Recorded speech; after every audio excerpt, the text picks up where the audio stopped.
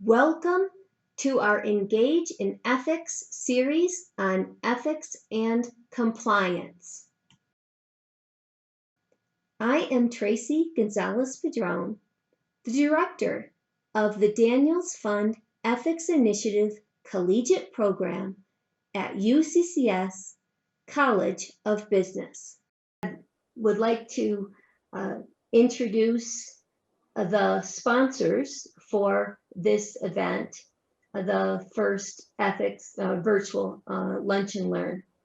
Normally we do this on campus with a nice lunch, and people have an opportunity to ask questions directly to the speaker. What is nice about having a virtual lunch and learn is that we're able to have more participation. In fact, our speakers don't even live, in Colorado Springs, right? Or they haven't had to travel to Colorado Springs.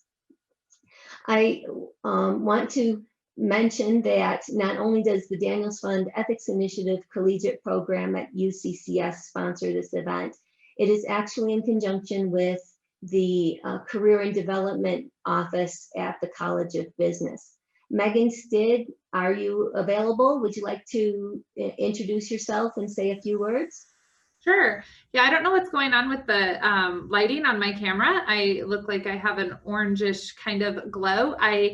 It's pumpkin spice season, right? So I'm just doing a little pumpkin spice coloring for today, I believe. So thank you for the introduction, Tracy. So my name is Megan Stidd. I'm the Assistant Dean for External Relations in the UCCS College of Business.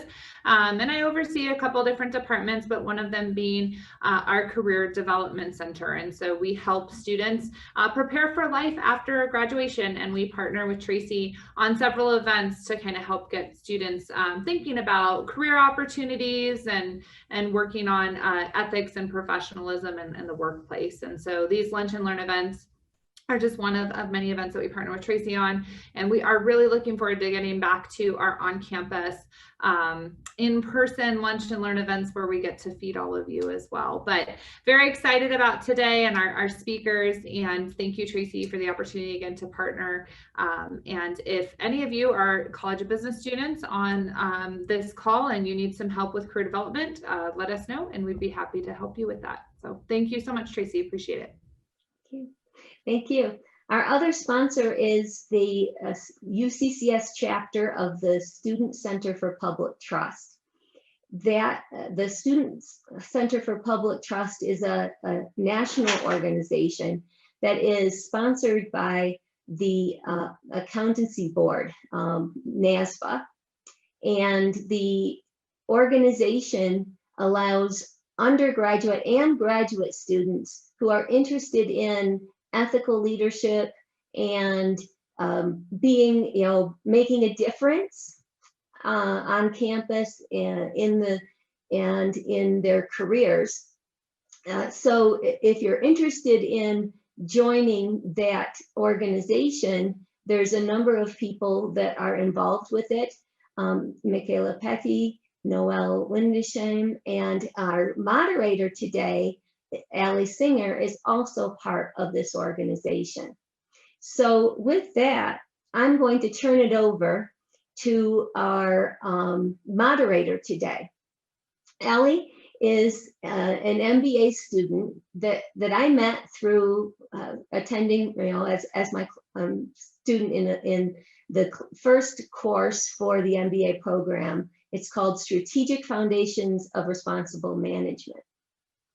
So early on, Allie, as a practicing pharmacist and lives in the western part of Colorado, was interested in ethics and applied for the Northrup Grumman Ethics Scholar program, which she'll talk about and you're going to learn about. She also is a student ethics ambassador with the Daniels Fund Ethics Initiative Collegiate Program at UCCS. Student ethics ambassadors are selected every year to help an ethics fellow or a program. And this year, Ellie is working with Megan Stidd in the Career and Development Center. So with that, I'm going to turn it over to Allie so that she can introduce our speakers and facilitate the Q&A. Thank you, Dr. Gonzalez-Padron, for that introduction. Like she previously mentioned, welcome to this Lunch and Learn on Ethics and Compliance, Careers and Resources. I am, as she previously mentioned, I am an MBA student with UCCS, doing all of my schoolwork online because I live in Grand Junction. And I met Dr. Gonzalez-Padron through one of my introductory classes and have just kind of taken off when it comes to ethics. And so I also work with Dr. Stid on the ROAR program. That's my current project for this semester. And I had the opportunity to be a Northrup Grumman Scholar, which is sponsored through ECI and or through Northrup Grumman, but it is a membership to the Ethics and Compliance Initiative. And I was able to attend their virtual event, which was this last spring. It was supposed to be in person in Boston, but because of COVID-19, it was rescheduled to be virtual. And the membership has provided a lot of opportunity for me to find ethics and compliance resources, as well as case studies, several different resources for me to use for my project with the ROAR program. And both Dan and Ernie will talk about those resources that are available through that membership. Keep in mind, this is a virtual event. Things are unpredictable. Interruptions can happen. So please make sure that your microphone is muted, but you are welcome to turn on your video so that we can see your smiling faces, especially when asking a question. You can also use the raise your hand feature or type your question in the chat at any time. And then when we open it up for questions at the end, I'll read those off, or you're welcome to read them yourself. In this session, we will learn about careers in ethics and compliance from two experts and resources available for educators and students from the Professional Association, the Ethics and Compliance Initiative. Please welcome Ernie Broughton. Ernie is a senior advisor for the Ethics and Compliance Initiative and previously served as a director of the MBA and Executive Education programs in the Greehey School of Business at St. Mary's University, and also the Executive Director, Ethics Program Coordinator for United Service Automobile Association, or USAA. Our second speaker is Dan Woltman. He is the Director of Membership for the Ethics and Compliance Initiative at ECI. Dan leads the member services team and oversees the ECI Career Center, working groups, the High Quality Program Assessment, or HQP, Elevating Ethics and Compliance, or E2C, training, and Leadership Professional in Ethics and Compliance, the LPEC certification programs. These are our two speakers, and please help me welcome them again. Thank you. Thank you, Allie. Can everyone hear me? Thumbs up, good. Well, we're delighted to be here. Thank you for inviting us. I'm gonna try to share my screen. I think last time we talked, I had the joy of being at a beach house, but I'm back in the office and back at it. So let me see if I can get this to work.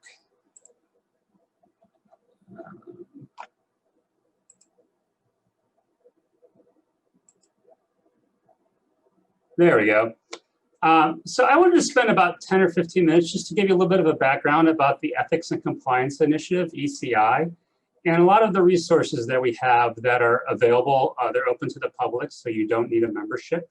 And if you're interested in ethics and compliance as a topic to study or as a career, we hope you'll be able to access them and learn a little bit more.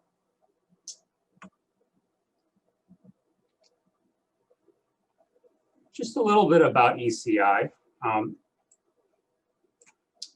ECI, we are a membership organization, so we're a nonprofit organization. Starting next year, we'll be in our 99th year, so we've been around almost 100 years. We're very excited about that. And what we do is we bring together a community of ethics and compliance professionals, academics, students, and government agencies from around the world who really are committed to creating and sustaining high-quality ethics and compliance programs. At our core, we really do three things. We assist organizations in building strong cultures and developing high quality programs, HQPs, and I'll talk about that a little bit more. We produce independent research, something we really take pride in, around workplace integrity, ethical standards, compliance processes and practices, including the Global Business Ethics Survey, GBS, which I will talk about a little bit more as well in the presentation. And we deliver educational programming, networking opportunities, and training and professional certification services. So I won't talk a lot about our programming, but just on the slide, you'll see kind of an example of some of the workshops and webinars that we do. We have one coming up on conducting investigations virtually that kind of center around our new normal in the COVID workspace. So I will move through that. Throughout the slides, I've included, which I hope you'll get a copy of, there'll be a link on all the slides, the link directly to the resources. And I will mention some handouts, which I'll forward through Ali and Tracy to provide some samples of our documents. So why get involved with ECI? What our members tell us is it's really a vibrant and active community. As I mentioned, that brings together practitioners, academics, government agencies really like to explore the cutting edge, what's going on in the industry, what's going on in the profession. Our membership is comprised of multinational organizations, Fortune 500 companies, nonprofit organizations, and small to mid-sized enterprises. So we really do represent a broad swath of all types of industries, all types of companies, setups, but they're all interested at the core of ethics and compliance.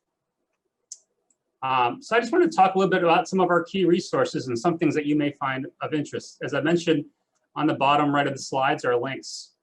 So if you're really interested in ethics and compliance, please visit our website, ethics.org. And this particular web page is our most visited section of our website. And it really is the primer on ethics and compliance. It's the Ethics and Compliance Toolkit. And if you visit this page, you'll get an introduction to key ideas and issues around organizational ethics and compliance. There's a glossary of key terms that you should know. There's some information about ethical decision-making strategies. And the specific section that is by far the most visited of this page is how to develop a code of conduct for your organization. So there's a lot of good foundational materials here. It's completely open and free to the public. You also learn some more information about practical resources, how to design a comprehensive E&C program. And my favorite part is there's a historical section there. It looks at the history of ethics and compliance at the organizational level. So please check it out. And it's a good resource just to kind of get the lay of the land and learn a lot about E&C key topics that you need to know. Also on our website, we have the ECI Daily Brief. And this is, as its name suggests, a daily newsletter that goes out. We use it, we crawl the internet every day. We look at thousands of articles, look at journals, blogs, and news sites, research out there. And what we do is we curate that every day. We put it out in a newsletter. It comes out in the afternoon. And it really is a great way to just stay on top of trends and topics, great way to stay informed. It's a quick scan. It's only 5 to 10 articles a day, but it's a good resource.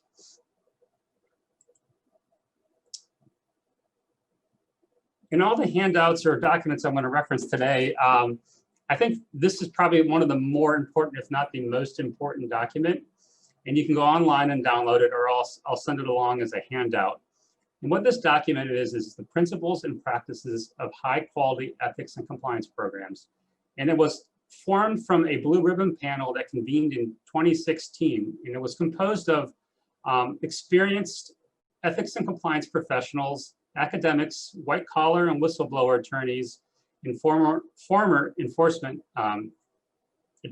officials. And it was underwritten by the U.S. Chamber of Commerce. And so it really set to address what should a high quality ethics and compliance program look like. It really goes beyond the minimum standard that was set forward in the U.S. federal sentencing guidelines, and really looks to the cutting edge. What should you be doing to be a high performing program? It's based upon 5 core principles. Underlie that, there are a lot of objectives. You can read about them in the paper. But the principles are ethics and compliance is central to business strategy. Ethics and compliance risks are identified, owned, managed, and mitigated. Leaders at all levels across the organization build and sustain a culture of integrity. The organization encourages, protects, and values the reporting of concerns of suspected wrongdoing, and the organization takes actions and holds itself accountable when wrongdoing occurs. So we use this as a framework for a lot of the work that ECI does, whether it's in our training programs, it's in our educational programs, it's in our assessment tools that we develop. This is really the foundational stuff that we look at as a framework, as a lens to kind of identify and define what high quality ethics and compliance programs are. So again, it's a good read. I suggest you take a look at it. I'll forward it along. As I mentioned earlier, one thing that we take great pride in is our original research. One of our foundational pieces of research is the Global Business Ethics Survey, also called the GBS. And we do this every year. And depending on the year, we go to about 10 to 18 countries, and we survey worker conduct, workplace integrity, provides insight into workplace ethics. We look at both public and private companies. And from this research, we produce 4 reports a year. And I'll provide a handout of one of our more recent reports that looks at pressure in the workplace. But this is a good example of a real world tool, resource that our members use all the time. They take this to their E&C teams internally at major corporations. They take this to their leadership and even to their board to discuss what's going on, what's going on in the workplace. So it's an important piece of research. And you can read it with the most recent report. It looked at workplace pressures, kind of look what is causing pressure in the workplace. How can you reduce employee pressure in the workplace? Are there employees that are more at risk for experiencing pressure? And who is more likely to find pressure, as well as how can you help mitigate pressure in the workplace? So again, it's a very hands-on bit of research that is being put to use around the world. Another bit of research we have is our ethics stat, and this is meant to be a quick pulse. We survey our members approximately monthly on a current or cutting edge topic. And it's not as far-reaching, as broad as the GBS, but it really keeps us up to speed on what are the cutting issues. So this is a member benefit, but I'll be happy to kind of give you a sample and forward on an example of what an ethics stat is. And again, it is meant to keep the pulse on the industry of what's going on. If you're interested in ethics and compliance as a career, we do offer ethics and compliance training. It's called the Elevating Ethics and Compliance, or E2C training.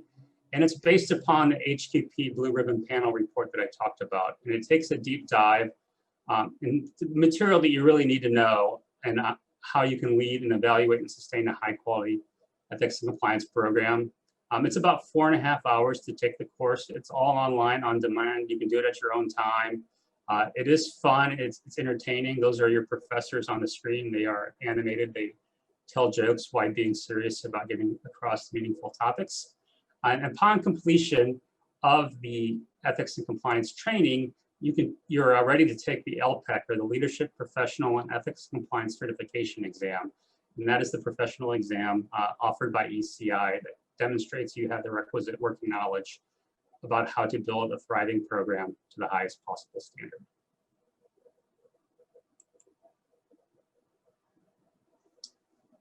Another way to stay informed of what's going on in the ethics and compliance world is ECI has working groups, and this is a member benefit where members gather all the time continuously to study a problem or address an issue facing the E&C industry. What they do is they go on and conduct research, they compile data, and they develop a published white paper report. So you have to be a member to participate in the working group, but we can make the reports available. So there'll be an opportunity to kind of learn about what's going on in the E&C industry, what is on the top of mind issues that are happening right now. One of the papers I can forward along is the Essential Skills and Qualities of Ethics and Compliance Professional. And this was a recent report that really looks at what corporations are looking for in the ethics and compliance field when they're looking to make hires. What are the backgrounds? What kind of requisite knowledge should you have? Ernie will talk about this in greater detail in his part of the presentation. And just as an example, some of the current topics we are addressing are racism, discrimination, and the abuse of power, environmental, social, and governance ESG reporting, and how that intersects with ethics and compliance, ethics and compliance considerations in remote work environments, third-party risk management, best practices in E&C metrics, and E&C challenges for multinational organizations. So those are just some examples of our working papers. It's good to see Career Services is on board with this call. You can also visit the ECI Career Center. We launched this in July, so it's brand new. Actually, we have about 1,400 ethics and compliance jobs posted. Most of them are in the US, but they are from around the world. So it's free to go in and set up an account. You can set up job alerts. If you're interested in ethics and compliance as a career, just go and just read the job postings, get a sense of what the industries are hiring for, what they're looking for, what skill sets, kind of how the job descriptions look like. You can upload your resume for employers to search. And as I mentioned, as you know, your Career Services is your tool on campus. You can look to them for internships or other opportunities for ethics and compliance centered jobs. As mentioned by Ali, we do have the ECI Ethics Academy. And so every year we open that up. It's open to graduate students. A lot of them tend to come from the business programs and law programs, but it can be from any background, as well as faculty members and academics. And it's a one-year program. You get a one-year individual membership in ECI and also the invitation to attend ECI's annual Impact Conference.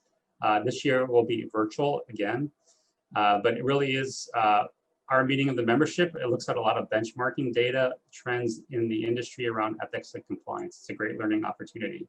We will be opening that up in January if you are interested in applying.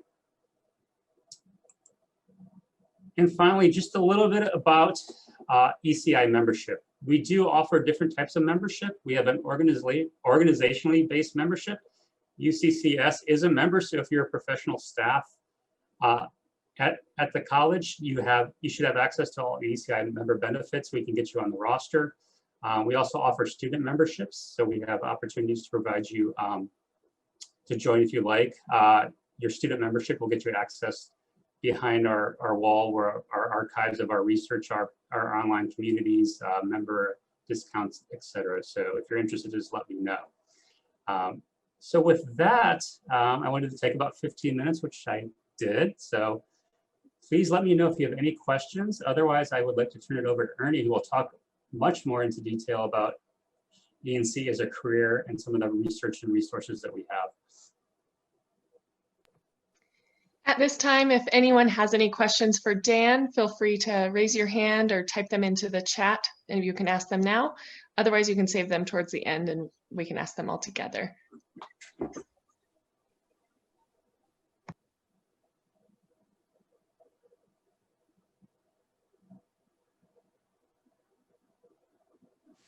I did have a quick question, if that's okay. I was looking for the little hand, but I couldn't find it. That's okay. Yeah, go ahead and ask it. Could you just, I was just wondering about the accreditation that you mentioned. You kind of went through, but it was an accreditation for Yes. ethics. Could you just explain that one more time? I just thought that was interesting. I was wondering.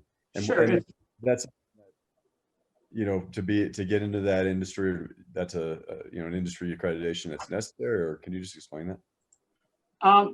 It's not necessary, but it is a professional certification to show that you've done the requisite work to really get into, take a deeper dive into knowing and understanding how high quality ethics and compliance programs are structured and shaped.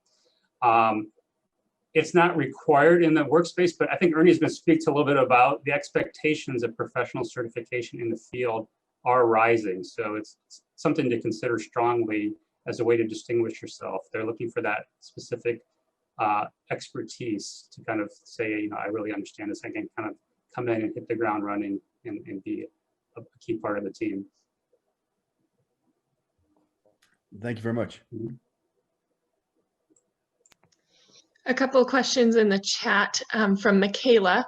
How does ECI implement changes in the workplace with the findings that they get from the GBES report? what does this process look like? I'm sorry. Ernie, you want to jump in on that too? As I mentioned, we do a lot of, we have a group called the ECI Fellows, and it's about 75 organizations. So we work a lot with them. We meet twice a year to really talk about, to really roll up our sleeves and talk about the trends within the ENC. So this is a key component of what we do and kind of what they foresee as horizon issues and how they are going to use this research to make the changes they're sensing or they're seeing as a result of this research. What's going on here? Ernie, do you have anything to add to that? Just to make sure I understood the question, could you repeat it again for me? Yes. How does ECI implement changes in the workplace with the findings that they get from the GBES report? No, great question. And so, a lot of people in our fellows program are senior executives from global companies. And so they're kind of the fountain through which a lot of information is disseminated down through their organization and with their peers. And so the great thing about the ECI is that it's a nonprofit and it occupies a unique space between the policy world inside the Beltway, because we're based in Vienna, Virginia. Leading academics, some of the top academics in the world are part of the Fellows program. And senior ethics and compliance officers are also obviously our core membership. And so we provide this area where we can disseminate this information. We also have best practice forums. I think of a best practice forum as the bread and butter of our work. For example, we have one coming up in another week or so that talks about an app that BP and Con Ed are using to actually enable their employees to tell stories about ethics and compliance that are then uploaded and modified for their code of conduct training. And then also we have another presentation in that forum on the use of augmented reality to convey ethics principles and in a pharmaceutical company. And so, so through the best practice forums, we also disseminate information, this bread and butter work. It's not necessarily, it doesn't necessarily have to be on the leading edge, but it's the core kinds of things like related to investigations and training and communications and advisory helplines. That's the purpose of the best practice forum. And then we have our National Impact Conference, which is a benchmarking conference because people need to benchmark. They need to know, their boards want to know, well, how are we compared to other companies? Is this normal? Should we have more helpline calls? Should we have fewer? And so that benchmarking opportunity is great. And then, as I said, we have these fellows meetings, 2 of them a year. And this is kind of the Aspen Institute of ethics and compliance to me. This is a place where we are on the bleeding edge. And in fact, I say sometimes that if you're not on the edge, you're taking up too much space here at the fellows meeting. And so that's the way we influence the organization. And I will say that the ECI is based, it has 2 components to it, the Ethics and Compliance Association and the Ethics Research Center. The Ethics Research Center used to be called the Ethics Resource Center, and next year it will be 100 years old. It is the oldest nonprofit dedicated to the study of organizational ethics in the United States. And so we just have that kind, and since we're a nonprofit, people really trust, I think, what we tell them and what we provide to them. That's a long answer to a short question, but I hope it answers your question. Yes, thank you both Dan and Ernie for that. And then one more quick question before we move on to Ernie's portion of the presentation. This is coming from Mario Gutierrez. Why is the ethics program only available to graduate students? And is that to the Ethics Academy you're addressing? Yes, the Northrup Grumman scholarship that I received, why it was only available. I believe that was just in partnership with the sponsor. They, were looking for the students at that level, in their studies to kind of come on board and really engage with the practitioner level and really be at that level academically to come to the impact conference with the benchmarking and like that is just a decision that was made. I will say from personal experience being a recipient of that scholarship, it was a lot of professionals in the field. And so I felt like it was important for me to have a background, excuse me, that fly is attacking me, have a background, not necessarily in pharmacy or business or whatever, but be able to speak on my work experience. And so I think that is a reason why they want graduate students, because generally we do have a little bit more work experience under our belt. And if I could Do you think that, Mario, yeah. if undergrad students at UCCS, for instance, are interested in the ethics and compliance programs, we actually can sponsor you to attend their conference or participate in some of their events. So it's a good question, but please go ahead and ask your question. Well, that was actually my next question was, is there like opportunities for undergraduates who are interested in pursuing or learning more to be more active and a part of this organization? Kind of where I'm at as like a student is just trying to figure out what all is out there and what I can get into to see.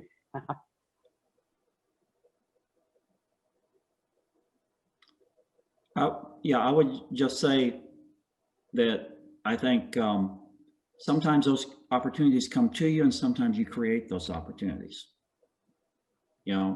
By raising your hand, by being here in this call, by leaning in to this ethics and compliance space, I think that you become more aware of opportunities to be engaged at different levels. And hopefully there'll be some great ideas that will come out of this for you if you're interested in this as a field. And even if you're not, I'd like to direct some comments to you. I was going to say I can talk more about the Impact Conference last spring that I went to. It was a 2-day conference, and my memory is a little bit fuzzy because that seems like a lifetime ago, back in April, pre or early COVID. But it had many professionals within the ethics and compliance world. So there were people that were part of Boeing or in the healthcare industry. Ernie mentioned a pharmaceutical company. So there were a lot of different companies that came together and speakers that talked about different compliance and ethics initiatives. For me, it was very interesting because as a member of the healthcare team, ethics is a big part of my everyday life, as well as compliance. You want to make sure that you're sticking with not only the healthcare guidelines, but also what the patient expects to receive. And so I felt like it was a really cool conference to be able to attend and learn about these other industries and what areas they're struggling with, whether it be in the hiring realm or retention or treating or serving their patients or customers. And so I felt like it was a very cool conference. I would have liked to have been there in person, but again, COVID has kind of put a damper on a lot of things. And I think this next year will be really great because they had that dry run with the virtual event, and I'm sure they've worked out a lot of the bugs from last year. Yes, we had about 3 weeks, I think, to pull that off from live to virtual. But yeah, and it was an excellent conference for having such a short amount of time to switch that, but I'm sure next year it will be even better and more well-rounded. It'll be much easier to participate because again, it is virtual. So that is a good thing about it, without travel. We tend to get more folks attending, so you'll have more opportunity to meet practitioners, since some of them have very tight schedules professionally, and now they have that freedom not to have to travel. So we've seen, our engagement go up as well. So that's a bonus. I apologize, everybody. Success. Okay. First, I'd like to make some introductory comments about our field, the practice. The Ethics and Compliance Association, which is part of the Ethics Resource Center or Research Center and ECI. It was actually established in 1992 at Bentley College as the Ethics Officer Association. And at that time, it only had about 20 members. And so I think that the interesting thing about our profession is that we're only like in our, let's see, we're just starting our 4th decade as a profession in many ways. So we're a very young profession. In fact, I can tell you for sure that when I was growing up, the last thing I probably thought that I would be is an ethics and compliance officer. That's not something that kids typically say that they want to be, because it just doesn't sound that exciting to them. But there's been an evolution of our field that's been very interesting and exciting. I actually started in ethics in 2000 at USAA. And I played that role there for 11 years. So I really was in an interesting decade there in the practice in the corporate space. First, you know, the organizations and the profession kind of went through a check the box orientation because the federal sentencing guidelines were very critical in kind of queuing up our profession. And then in 2004, the federal sentencing guidelines were amended to include culture and risk. And so it began to evolve. And as we look broadly in terms of ethics and compliance, now, you know, there are lots of different fields that are kind of approaching this: social psychology, biology, neurology, understanding why we do the things that we do. And so there's this evolution of our practice, and it's an exciting time, I think, for people to be in it. What I want to talk a little bit about are this report that we generated at the ECI on called Capabilities Building. And what that means is that that we're at a point in our practice where we need to be thinking about what kinds of skills and competencies do people need at different levels in order to be successful in the work that we do.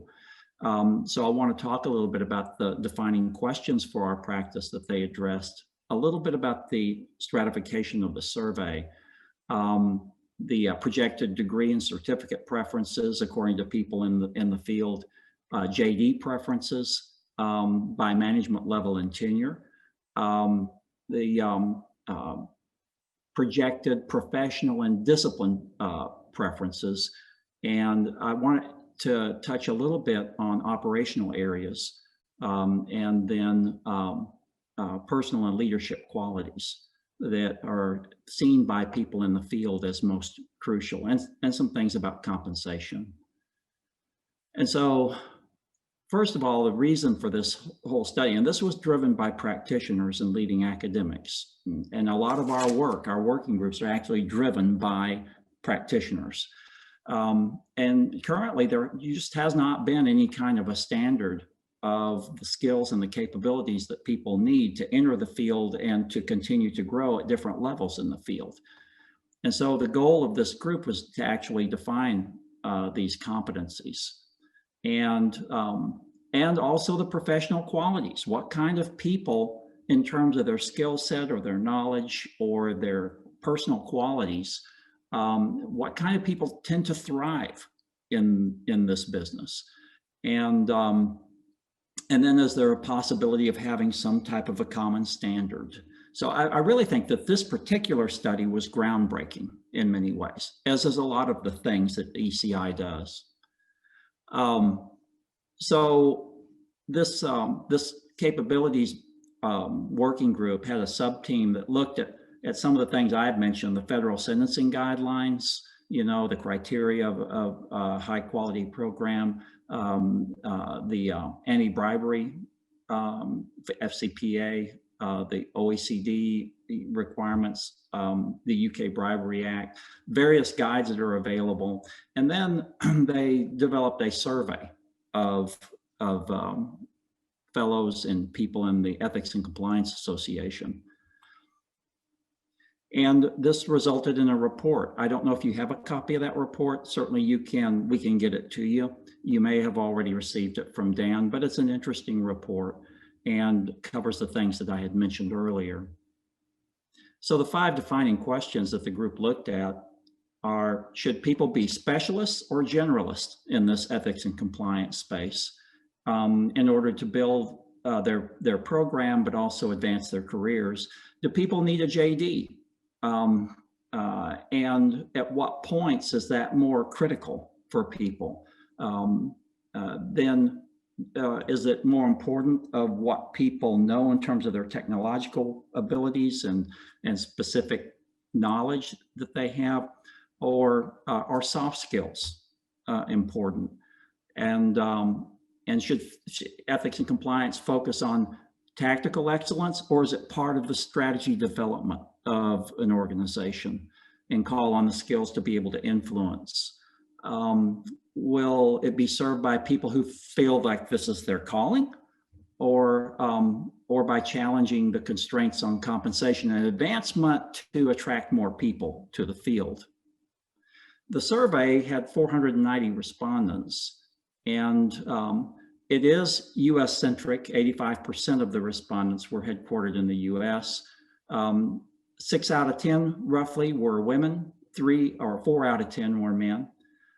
However, and I might add on that actually mirrors the gender composition in the workforce. About 60% of people in ethics and compliance are female, 40% men. However, 40% of the male respondents in this were in the top management roles, compared with 24% of female respondents. So I have to say that there's still this disparity that we're struggling with at the top of the profession of women not being as represented in those positions as men. But I think that is really changing, and we're just kind of in evolution, like many organizations or fields are. We don't really know why there is that gender disparity in top management, but it's something that perhaps we can look at more closely in the future. The current and projected degree and certificate preferences, as you can see, the current educational degrees and certificates that people have, and then we ask them, well, what do you think is going to be most valuable for E&C professionals in 5 to 10 years? And so you can see that a bachelor's degree, basically with a major in business or a related field or in any other major, 60% of people basically have that, 59%. But when asked if that's going to be valuable in the future, only 32% said that it was going to be valuable, which is interesting because it suggests that people are looking for more specific educational content. A bachelor's or a master's degree in compliance, ethics, law, related field, 8% said that they had that right now, and 76% said that it would be important in 5 to 10 years. So obviously, whatever is draining off from the bachelor's degree in business or some other field is going into this bachelor's or master's degree with the specialization in compliance, ethics, law, related fields.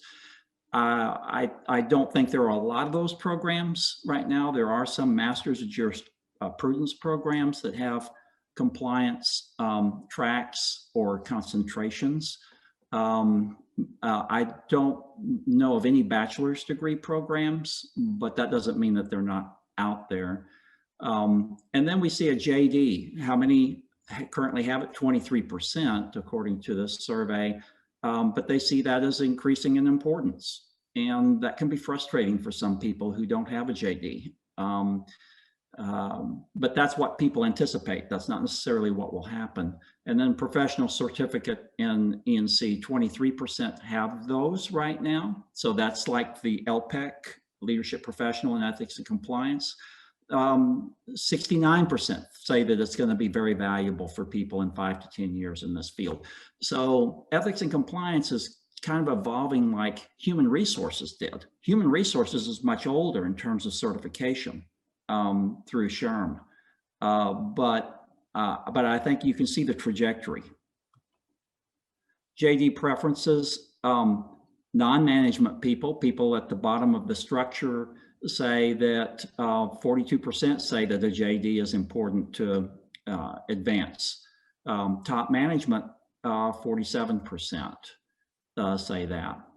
Now I can tell you, I don't have a JD. I have a master's in industrial and organizational psychology.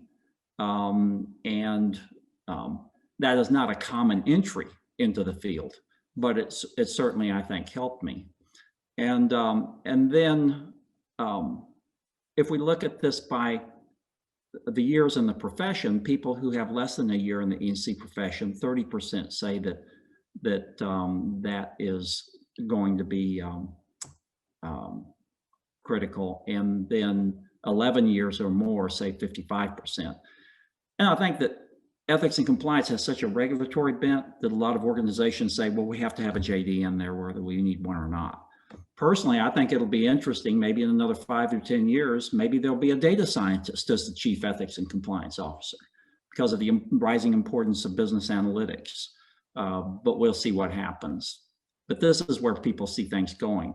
In terms of their current and projected professional or discipline preferences, we can see that that these are the areas of professional or discipline expertise most essential in the success of an E&C professional currently and in the future. So we see compliance as number one. That's no big surprise. Risk management, number two. Again, there's a real bent in terms of risk management. Just as an aside, you know, the COVID situation that we're in, out of the 50 largest companies in the Fortune 500, probably about 30% envisioned the risk of a COVID-related or pandemic-related event. Only one company out of the top 50 actually insured itself against those losses from a pandemic, and that was Apple. And so risk management is huge, and the Department of Justice is really emphasizing the importance of identifying and managing your risks as a continuous process of improvement. We look down the list here, probably no big surprises. I think that it's interesting that communications is identified by 34% currently, but it falls out in 5 to 10 years, and I can't really explain that. Project management, the same thing, which I think is a little bit surprising. But in anticipating the future, predicting the future is a tricky business, but we can only kind of identify where people think that we need to go. Organizational ethics, you know, very high, 41%. This is driven by social psychology and by people wanting to understand, well, why do I do what I do? And how can I align my behavior better with my underlying values and intentions and aspirations? So you can see the more general org behavior kind of falls off. Well, it's still down there at 27%, but organizational ethics is seen as more important in the future. It's seen as important now, but more so in the future. So behind the numbers, the comments that people said, in the future, ethics and compliance is going to be more structured with more professional standards, which is good and bad. There is some debate whether E&C is a practice or a profession. But in the future, it'll become less of a melting pot collection of degrees, become more specialized. I think that we saw that in terms of what people are saying. More education required, absolutely. Liberal arts background, important versus law school. I think that the JD priority remains to be seen what will happen with that. But I think people are going to be, as they begin to see the importance of ethical culture, ethical decision-making, then I think that the JD will become less important. But it probably is going to be hard to find people who are at the top of their profession who don't have a JD. There are some there who don't have a JD, but today, less likely to see that.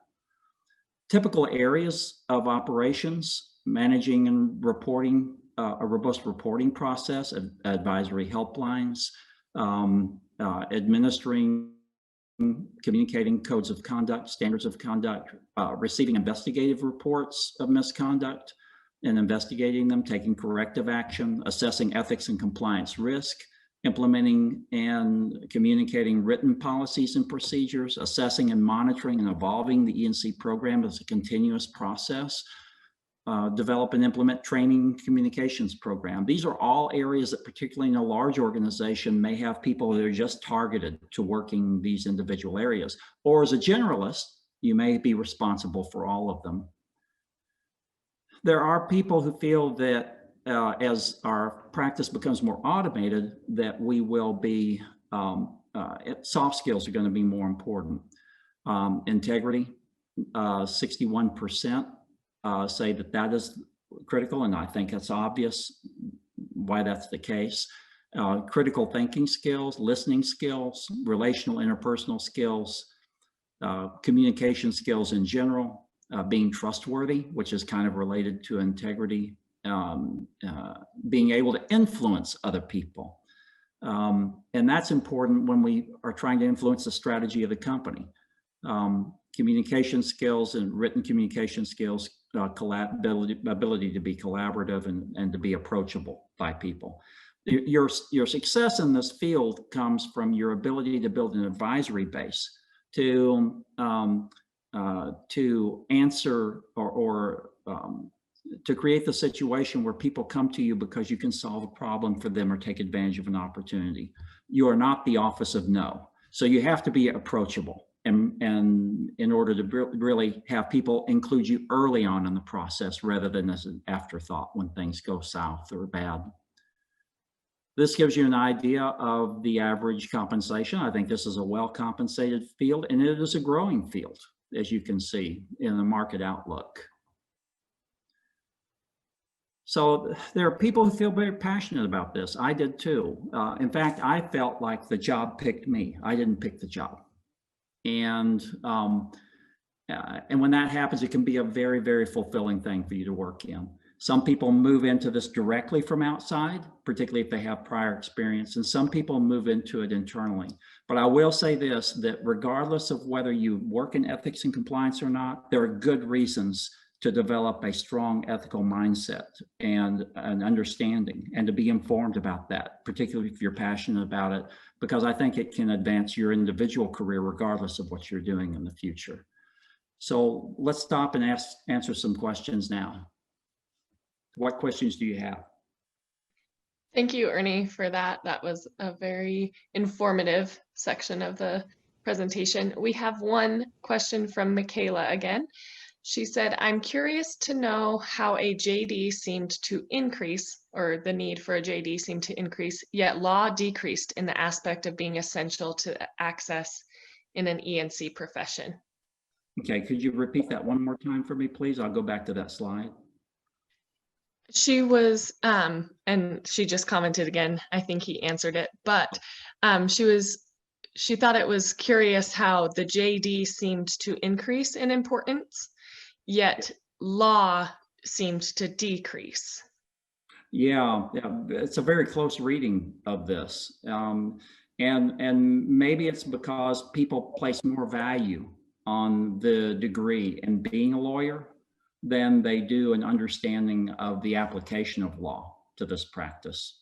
So it may be something that's a function of how the question was asked. Excellent. What other questions do you have of either me or Dan? I have a quick question, if that's okay. Yeah. I'll just do it via video. So you mentioned that I think you'd said more and more bigger companies have at least a senior leader that's that's overseeing the ethics part of the organization, or the ethical part of the organization.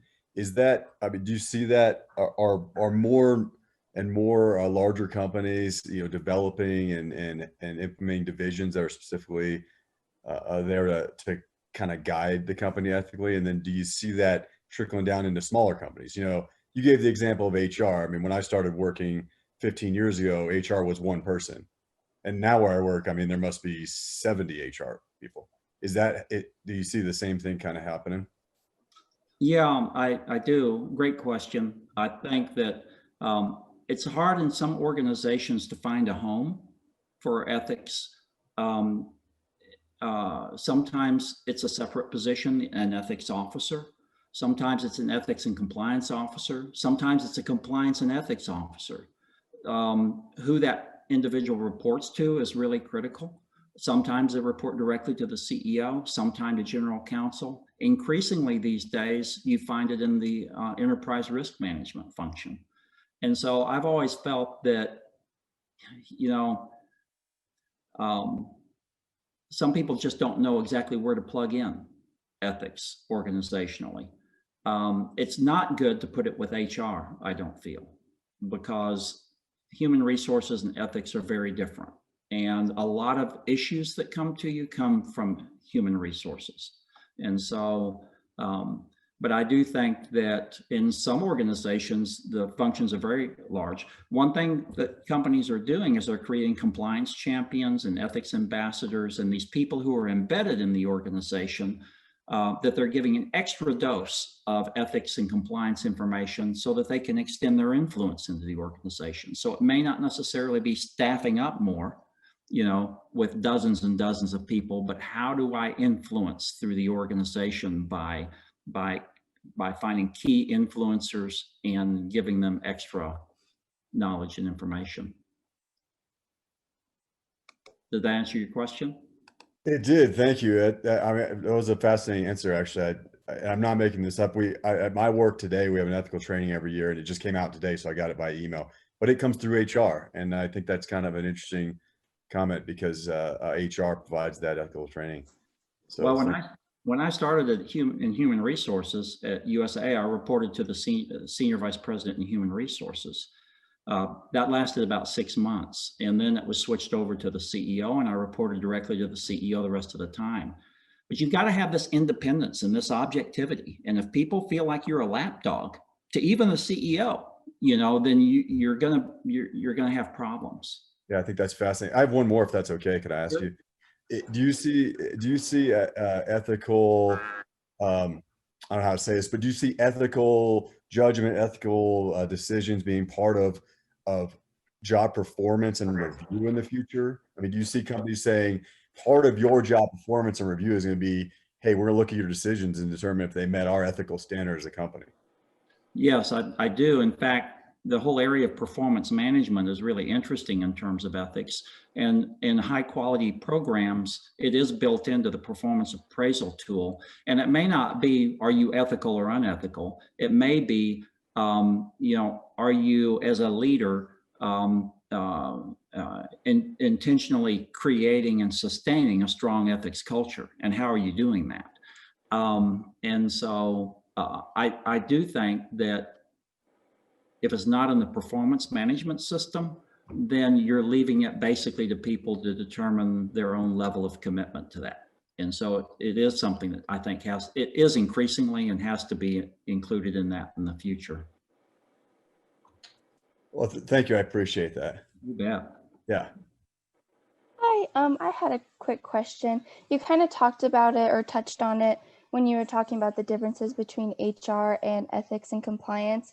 But I was wondering, do jobs in the ethics and compliance field, do they usually specify that in their job title? Or if not, what are some of the things that you can tell when we're searching for jobs that it is in the career of like ethics and compliance, if that makes sense? So I think an ethics and compliance advisor, is something, or an ethics advisor.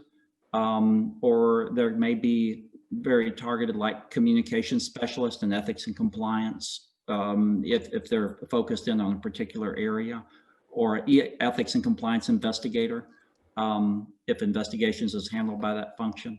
And so what I would recommend too, if you're interested in getting into this field, reach out to an ethics and compliance office and tell them you're interested in an internship. And, and if you get our certification, tell them, hey, I'm already committed to this, and you may be able to actually develop some type of an internship and an opportunity to actually work in an ethics and compliance shop. That can help you get directly into it. And Ernie, correct me if I'm wrong, but on the ECI website, isn't it free and available to the public? There's a list of ethics and compliance jobs that people post. Yes. Our Career Center, I'm sorry, my internet went out, so I'm on my phone now, but you go to the ECI website, ethics.org, and our Career Center on the top right navigation is a link, and there'll be a list of about 1,400 jobs. And you can just look at those and it'll give you a sense of kind of what the job descriptions look like and the terminology that's being used that might help you kind of define the direction you want to go. You can kind of see that the overarching nature of all the jobs related to that too. And I think we only have time for one more question. I saw, Dane, that you had a few. Do you want to ask those?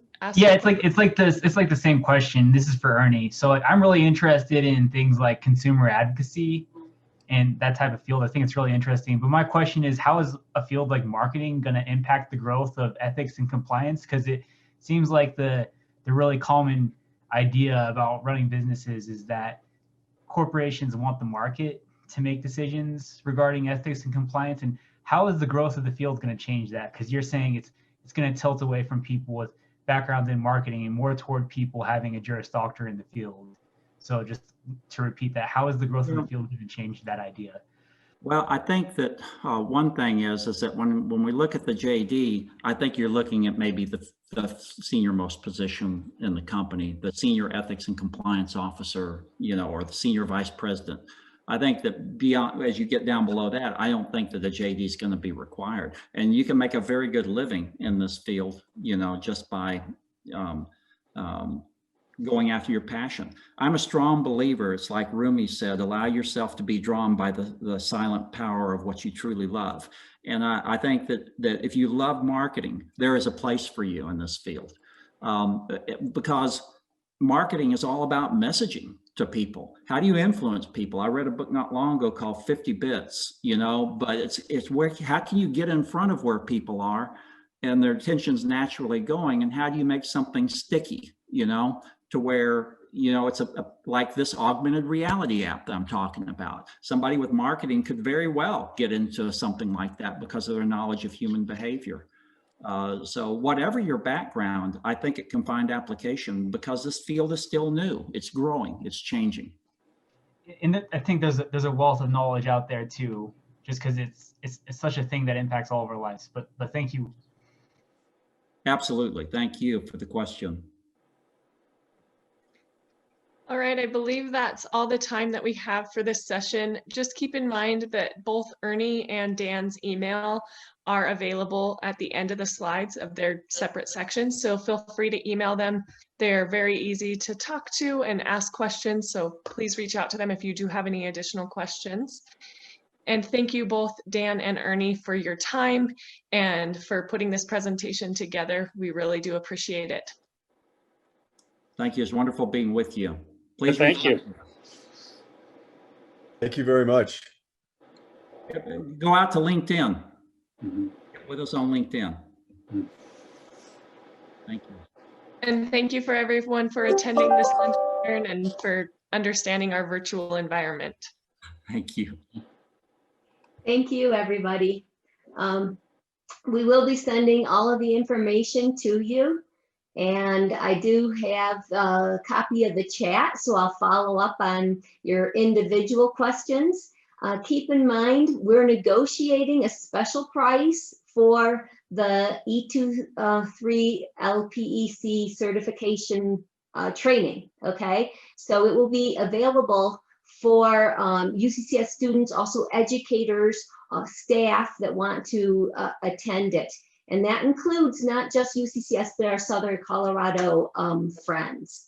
So I hope that you enjoyed this session. Please spread the word. We have in November 19 at 4 o'clock, we're going to be having a special session the Daniels Fund is actually arranging. And it is to hear from the Vice President of Ethisphere on the ROI, the ethics premium of ethics. And it's going to be amazing. So please spread the word. We're going to record this. We have an event coming up November 2nd on ethics of golf. And November 13th, cybersecurity and the ethics of data protection. So keep in mind all of these neat opportunities. If you have any ideas, Michaela and Dane are officers for the Student Center for Public Trust. If you have any questions, Allie is a strong supporter of it. Please ask them questions about the Student Center for Public Trust. Oh, Matt is also here. He is also the treasurer. So look at this. We have lots of opportunity. If you're interested in ethics, ethical leadership, ethical culture, jobs in ethics, get involved. Okay. So thank you, everybody. Thank you, Dan, and thank you, Ernie. Thank you. Goodbye.